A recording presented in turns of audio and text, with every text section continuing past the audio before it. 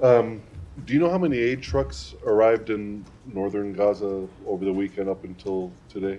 I don't have a specific breakdown for you on transit intra-Gaza. What I can say is what I answered to Saeed's question is that there were, and I will pull up the number again just to be precise, it was on October 21st, 114 trucks that we saw enter I Gaza. asked because a journalist yesterday on the ground in northern Gaza yesterday told me that an UNRWA facility in Gaza City had received 7 trucks containing flour and canned goods, but which have yet to be distributed, but received no water. I don't know what you do with flour without water, but they're having a hard time even distributing these because of the ongoing So onslaught there. I'm just going to stop you right there. And if the other countries there, specifically France, would like to see a ceasefire, your position, as most recently, seems to be that you're not calling for an immediate ceasefire. Good afternoon, everybody. I don't have anything off the top, so Leon, would you like to kick us off? Sure. Well, for a change, let me start with North Korea, if I may.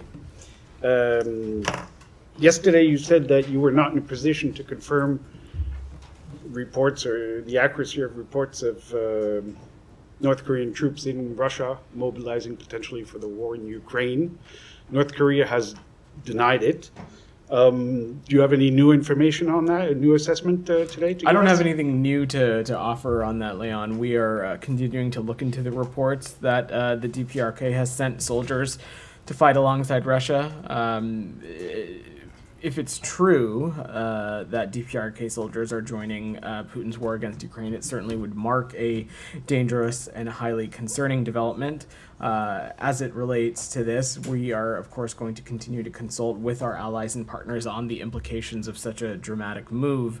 Certainly, if true, it would be another reckless and dangerous action, both on the side of Russia, but of course on the side of the DPRK as well. But I'm not in a place to offer any formal assessment or confirmation from the United States today.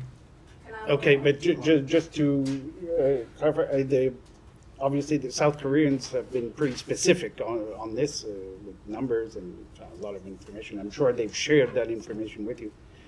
Do you not have yet confidence in South Korean intel?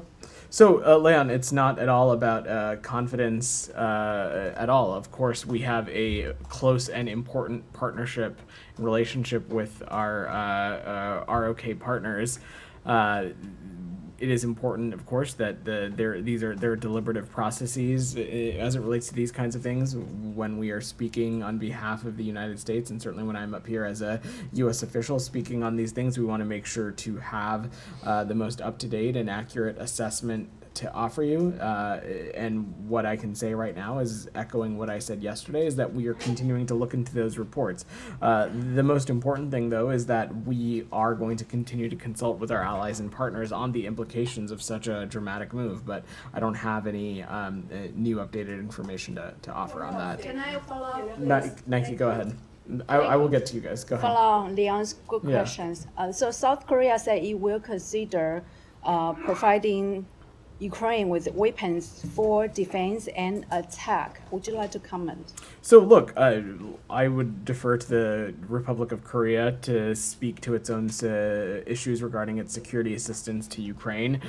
We, of course, welcome any country supporting our Ukrainian partners as they continue to defend their territorial integrity and sovereignty. If you recall, Nike, since the onset of Russia's aggression, we have rallied a coalition of more than 50 countries to Ukraine in its defense against Russia's brutal aggression, and will continue to work with our allies and partners to strengthen Ukrainian defense, as well as build its institutions and support Ukraine's Euro-Atlantic aspirations.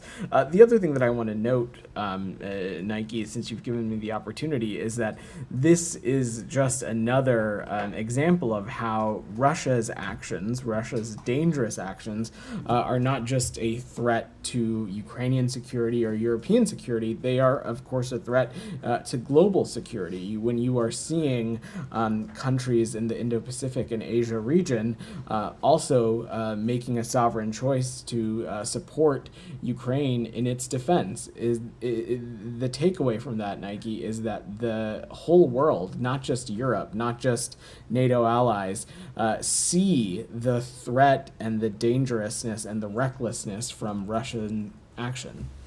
South Korea, Jamie. sorry. South Korea government Thank also you. said they will Hold on. consider sending military intelligence personnel to Ukraine to help assess the battlefield tactics. I just and also, wouldn't I have anything to offer on that. I would let the ROK speak to that, and of course these are ultimately sovereign decisions for them. Jenny, go ahead. Thank you. Yeah. Same topic in the North Korean's military troops.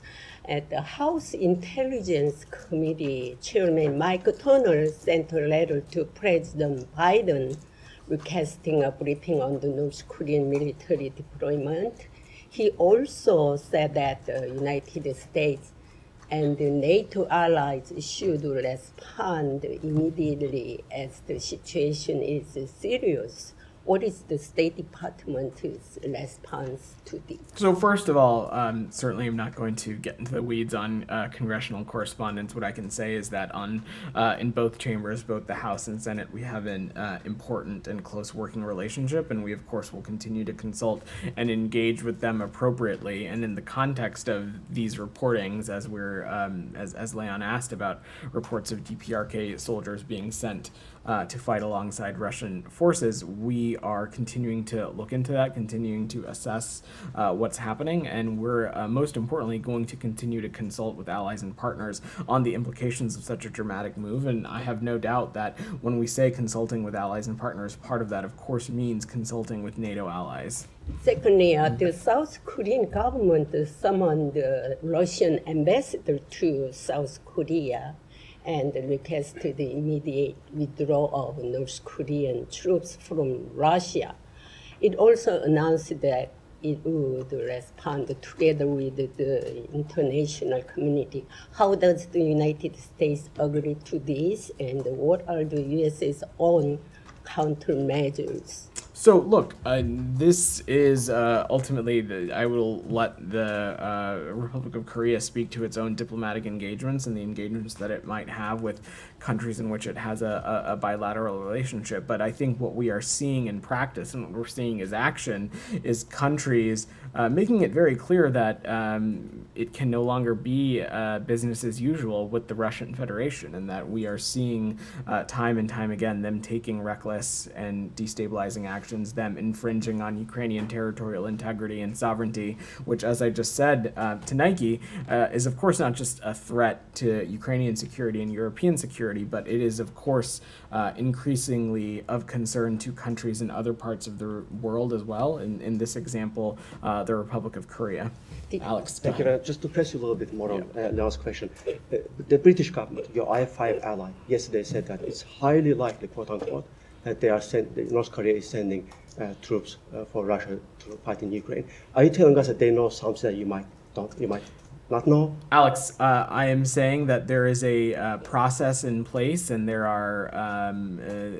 It is the United States. We want to be incredibly intentional and deliberate about how we talk about things publicly, and when we're able to be in a place to talk about things confidently and with a certain assertion. I won't speak to what processes in other countries have in place. In the case of the United Kingdom, we noted and saw their statement during the UNSCR session on Ukraine, and I'd refer you to His Majesty's government for the UK's assessment. But as I said yesterday and just now, we are going to continue to consult with allies and partners on the implications of this and whether this ends up being accurate. And we, of course, will continue to make our own assessments and look in to this as well. In the meantime, we do see some progress in your definition of this. You said dangerous yesterday, today you used reckless action.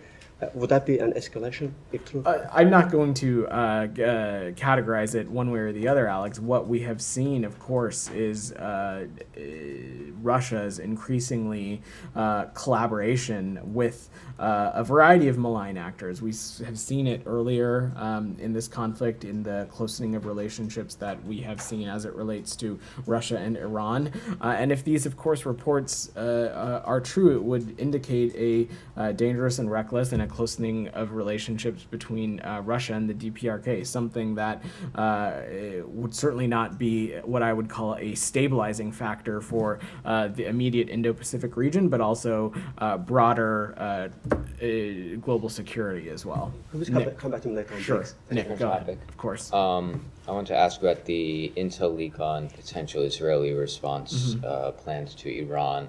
Some Republicans yesterday and today are criticizing administration officials for saying they're deeply concerned but otherwise not taking this seriously enough. What's your response to that? And yesterday you said this topic didn't come up in any of the Secretary's bilats now that he's in the region and having bilats today. Is that still the case? So I don't have anything to read out on the Secretary's government-to-government engagements today beyond some of the readouts that we've already made public, and so I would refer you back to there. Look, as it relates to the issues surrounding the unauthorized disclosure, I think many of you have seen the statement from the FBI, who have indicated that they are investigating this. They've announced that, and I will defer to them to speak to it.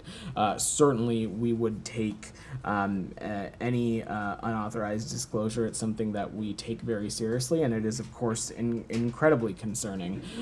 There are appropriate entities of the U.S. government that are the appropriate authorities for these kinds of things, and we, of course, will defer to them when these things happen. Simon, go ahead. Can we come to Lebanon? Sure. France is hosting a conference to try to make some progress on the issue. Does the US sort of support the French initiative to hold this conference, and what are you hoping will be agreed there? Well, look, we of course are always eager and to engage with partners on important issues, including what is currently happening in Lebanon.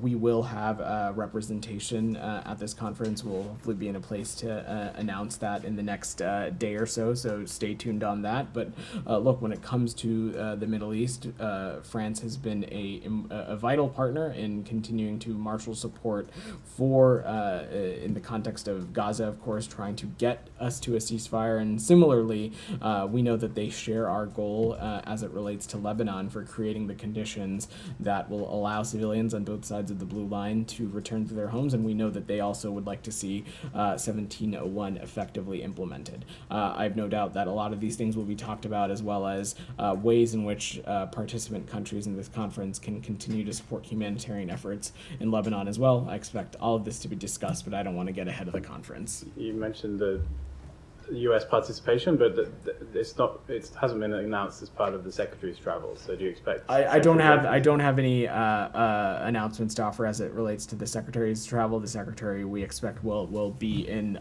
the Middle East region, as we've been talking about this whole week. But we will have participation at a senior level at the conference. Okay, so if you don't send the Secretary, doesn't that sort of signal some lesser support for this initiative? Not at all.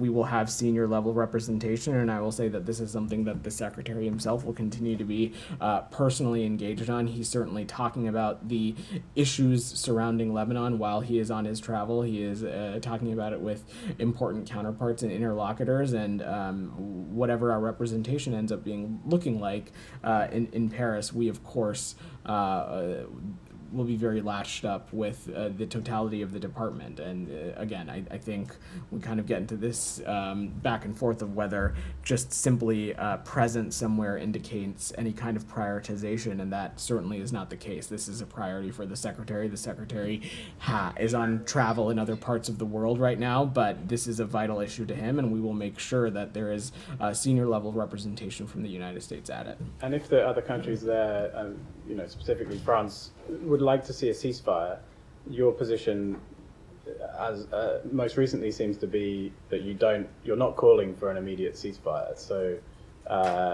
is this administration out of line with European allies particularly, but allies who would like to see this conflict come to an end? Look, Simon, I will let European allies speak for themselves, but we know that there's a convergence between us and our European allies on what we all want to see, and what we all want to see ultimately is the effective implementation of 1701, but more importantly, the conditions created so that civilians can return to their homes on both sides of the blue line. And perhaps even broader than that, we want to see the country of Lebanon be able to stand on its own 2 feet out of the stranglehold from Hezbollah. I'm not going to speculate on what proposals and ideas may come from the conference. I think that's the purpose of these kinds of engagements, to have these important conversations in multilateral settings, and we'll let that process move forward. Jenny, go ahead. I want to ask about the Israeli strike near a hospital in southern Beirut. Does the U.S. have comment on this strike that killed more than a dozen people and left dozens more injured? So I've seen that reporting, Jenny. I don't have any specifics that I can offer as it relates to that operation. We, of course, will let the IDF and the Israelis speak to the kinds of operations that they are conducting. But look, we have been as clear as we have been that when it comes to operations that the IDF is undertaking to degrade Hezbollah, which we, of course, support, that every possible measure needs to be taken to minimize impact on civilians, to minimize civilian casualties, and that one step beyond that, every possible measure needs to be taken so that civilian infrastructure, whether it be hospitals, schools, anything in that category, that impact on that needs to be minimized as well. We have asked the Israelis for additional information as it relates to this particular strike, but I don't have anything to offer as it relates to that. I think let's also not lose sight on the fact that Hezbollah is a terrorist organization that does have deep-rooted infrastructure in various corners of Lebanese society, and part of that has included Hezbollah co-locating itself with civilian infrastructure. Again, as it relates to this particular hospital, I don't have any insight that I can offer from up here, but this is something we'll continue to engage on directly with the Israelis. Will the U.S. conduct its own investigation into whether every possible measure was taken here to protect civilians? Broadly speaking, Jenny, we have measures and levers and processes in place to ensure that international humanitarian law was abided by, that civilian harm was minimized in whatever way possible. I certainly wouldn't speak to that in these settings, and we would not necessarily open our own investigation at this point. Has there been any investigations into whether Israeli measures in Lebanon or Gaza have taken every possible measure? I just wouldn't to protect speak civilians? to ongoing or deliberative processes. Can you say whether any of those have wrapped up? We have talked about the tools that the United States has at its disposal to do this work. Basically since the onset of October 7th. I know this group is quite familiar with them, whether they be CHURG, whether it be the Leahy process, whether it be the conventional arms transfer policy, and various other things. All of those are active, ongoing things that the United States continue to have at its disposal to assess circumstances around any country in which we have a security relationship with. And that, of course, is going to continue and will always be effective implementers of U.S. law.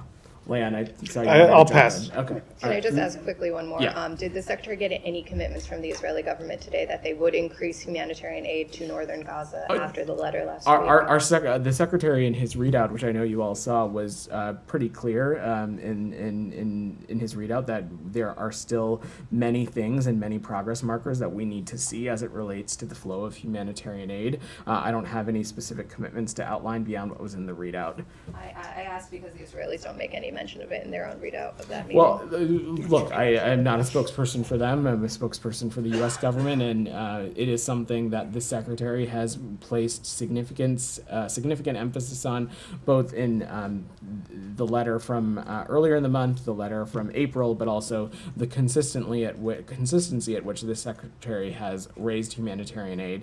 And the Secretary made very clear that there are continued areas where we need to see market improvement. Michelle, and then I'll come to you, Said. Michelle, go ahead. Yeah, thank you. Yeah. Does the U.S. still consider the UN Security Council Resolution 1701 as the only solution for the war between Israel and Hezbollah? We certainly do, and I know that there's been a lot of interest in 1701 over the past couple of days, and perhaps a little bit of misunderstanding in how. Or misinterpretation in how it's being discussed. So let me just be unequivocally clear. What we want to see is the effective implementation of 1701.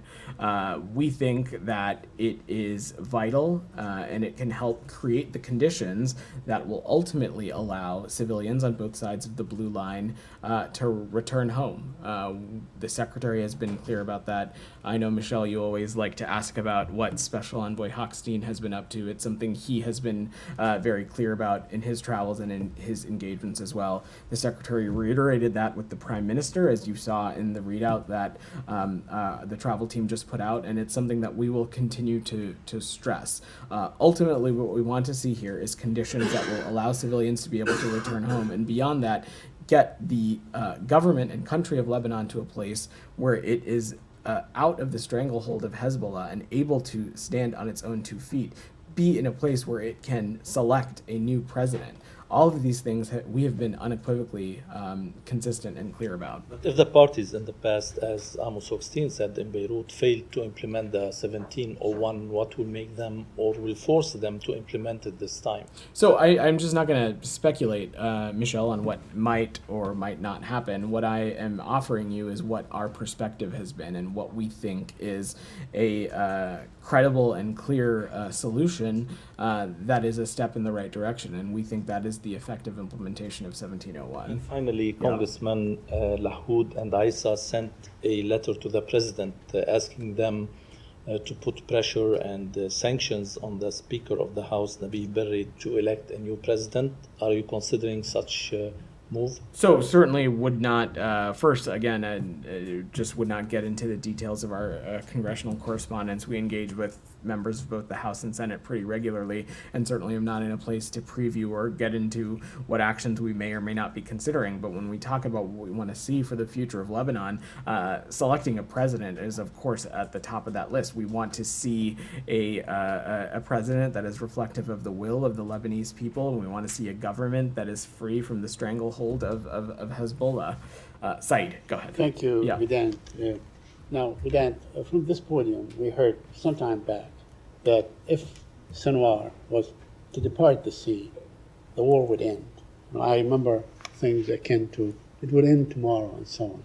But what we have seen, I don't and think that- we've ever. Said, okay. I'm always happy to give you the space to ask whatever it is, whatever questions that you want to ask. But I am going to just jump in and say that no one has ever said that. What we were talking about was that Mr. Sinwar had a choice to make as it relates to the ceasefire proposal that had been on the table, and that he time and time again chose not to accept what has been on the proposal. We never said that if he were to die or be killed, that all of a sudden would mean that the conflict would end. What this means, and what we said on Thursday, and what the Secretary stressed in his meetings with Israeli counterparts today, is that this is a new opportunity.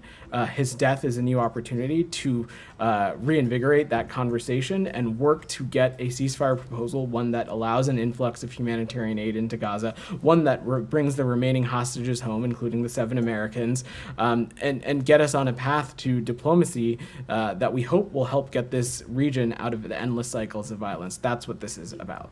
Fair enough.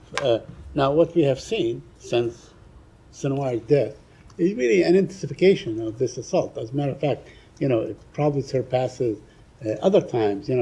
Israel has always greeted American officials, Secretary Blinken, with increased assault on Palestinians and so on. But we have seen really, a spike in killing dozens, hundreds of Palestinians since last Thursday, when they announced the killing of Sinwar, even with some people calling for resettlement in Gaza and so on.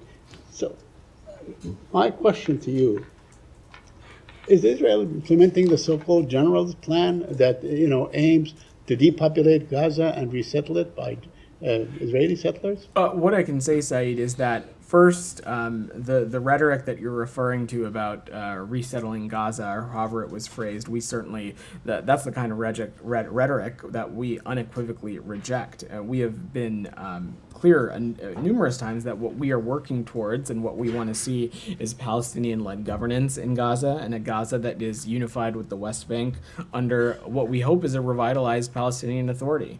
The Secretary was clear about this in the immediate months after October 7th in a speech that he made in Tokyo that fall, where he laid out that there can be no long-term displacement of Palestinians from Gaza. We don't want to see any territorial reduction in Gaza, and we certainly don't want to see any reoccupation of Gaza after this crisis ends. What we want to work on and what we want to see are affirmative elements that will get us to a sustained peace, and that, in our view, needs to include the Palestinians' people's voices, their aspirations, and that needs to be at the center of post-crisis governance in Gaza. The United States would not and will not support anything less than that. Okay. I also appreciate every time you call on me. I never.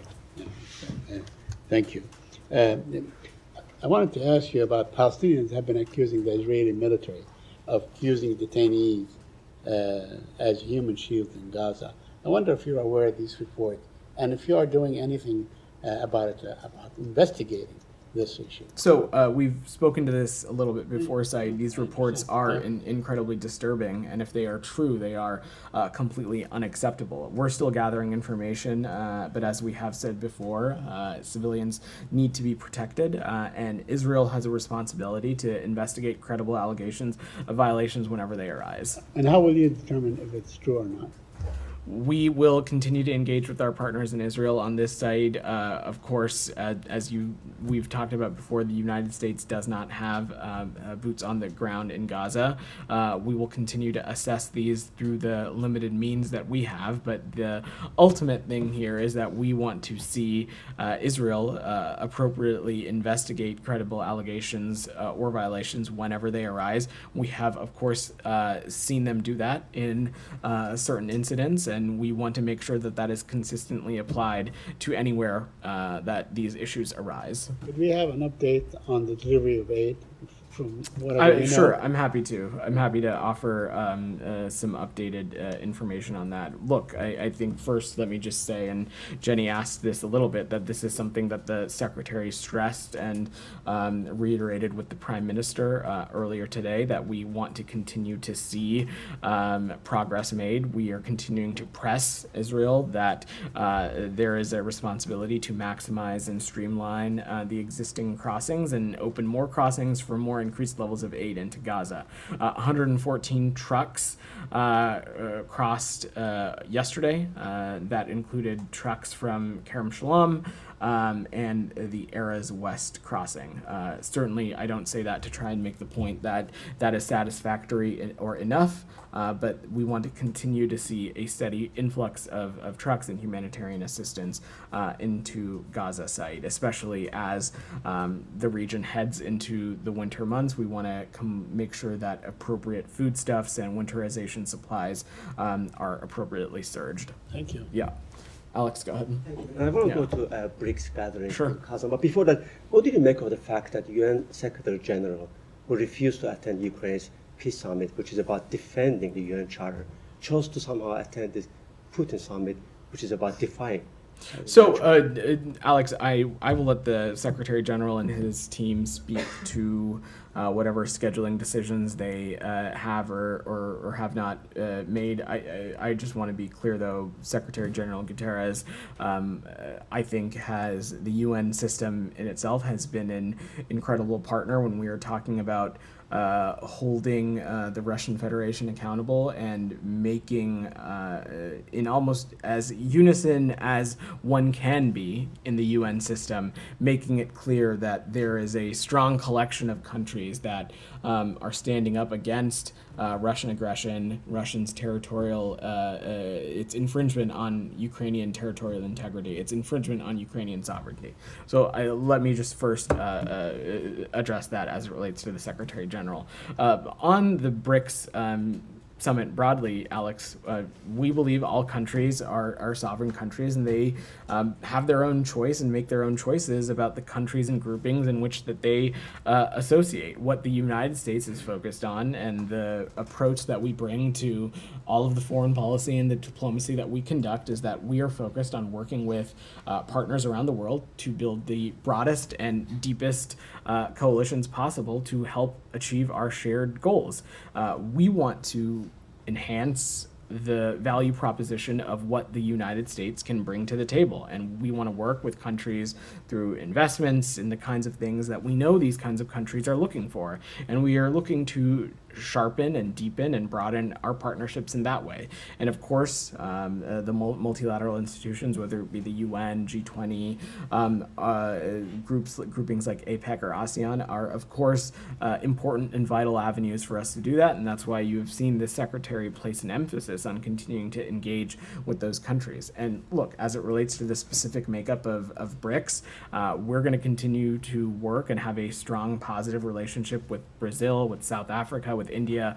We work bilaterally with those countries in a number of key areas that we frankly think are going to continue to define the 21st century.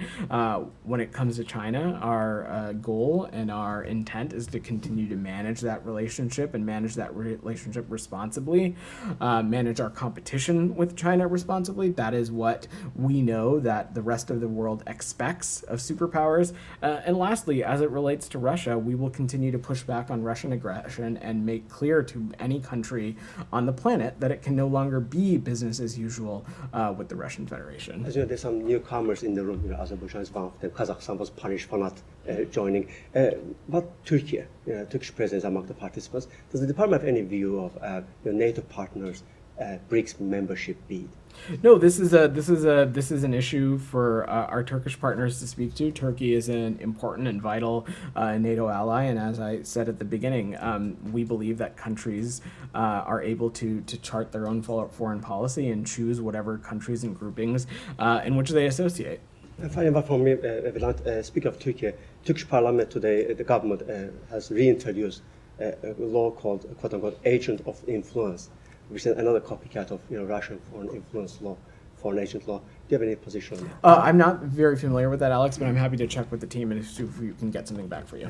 Go ahead. Thank you, Vedant. Pakistani Prime Minister Shehbaz Sharif has made an appeal to President Biden for the release of Dr. Afif Siddiqui, who is in U.S. prison for attempting to kill American officials in Afghanistan. How would you respond to that request? So first, I certainly wouldn't get into private diplomatic communications, and on the case itself, I would refer to the Department of Justice to speak to any inquiries regarding Dr. Siddiqui's incarceration. Sure. Police in southern Pakistan have shot at a doctor accused of blasphemy, and it's not just killing. After he was killed, a violent mob dragged out his dead body from a car and burnt it to death in front of his family.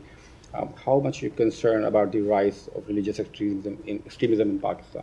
We uniformly oppose blasphemy laws everywhere in the world, and that, of course, includes in Pakistan. We believe that these laws jeopardize the exercise of human rights and fundamental freedoms, including the freedom of expression and the freedom of religion or belief.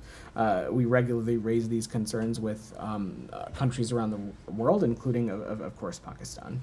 So last question.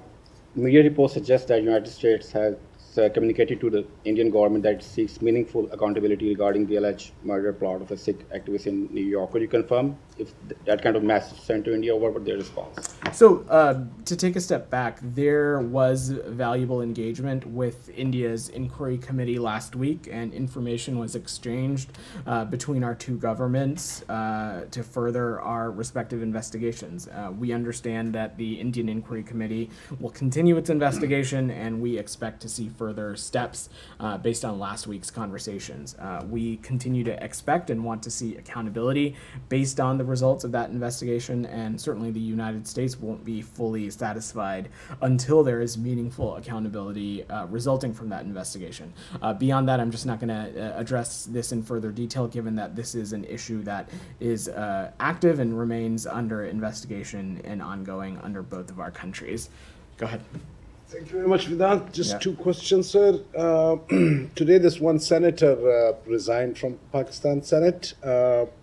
he was on dialysis, and he said that while he was picked up by the powerful, usually by the powerful they mean the establishment, the military of Pakistan. He said while he was picked up, he was given dialysis even twice during that 5-6 days time. Do you have anything to say? Are you even aware about it? I'm not aware, and I really don't have anything to offer on that. Just Jackson, one more go question. ahead. You got two yesterday. Go ahead. Okay, Jackson. thanks. Thanks, Vedant. Uh, There's a report that Aryan Tabatabai was the leaker of the documents purporting to show Israel's plans to retaliate against Iran. Can you confirm?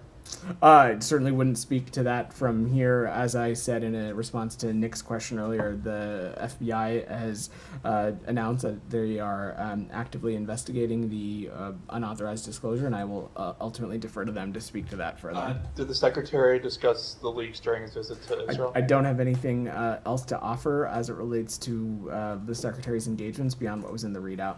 Go ahead. Thank you. Yeah. Thank you.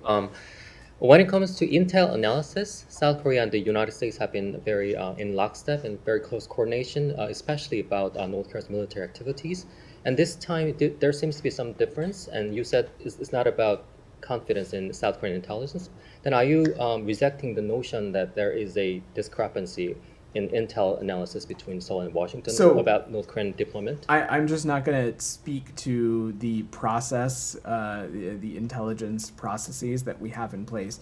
Let me just be unequivocal about this. When it comes to the Indo-Pacific, when it comes to our priorities around the world, our relationship with the Republic of Korea is one of the most vital and one of our most consequential and important relationships. They are a partner in a number of key areas, especially when it comes to our broader and ultimate goal of seeing peace and stability across the Indo-Pacific.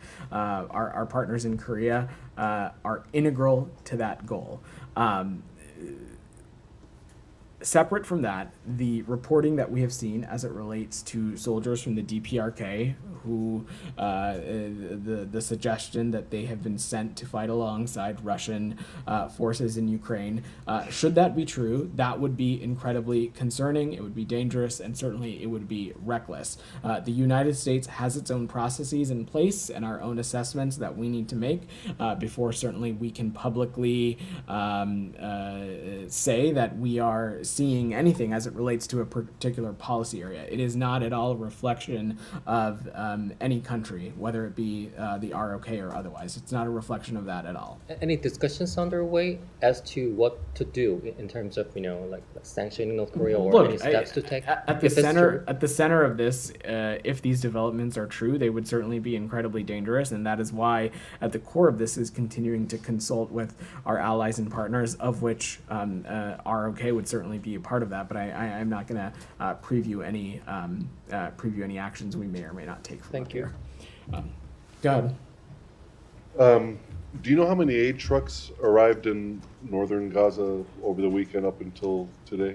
I don't have a specific breakdown for you on transit intra-Gaza. What I can say is what I answered to Saeed's question is that there were, and I will pull up the number again just to be precise, it was on October 21st, 114 trucks that we saw enter Gaza, which again, not at all, don't offer that statistic to say that is satisfactory, but that is the updated metric that we have, and simultaneously we of course are stressing with partners in Israel that more needs to be done to enhance the flow of humanitarian aid.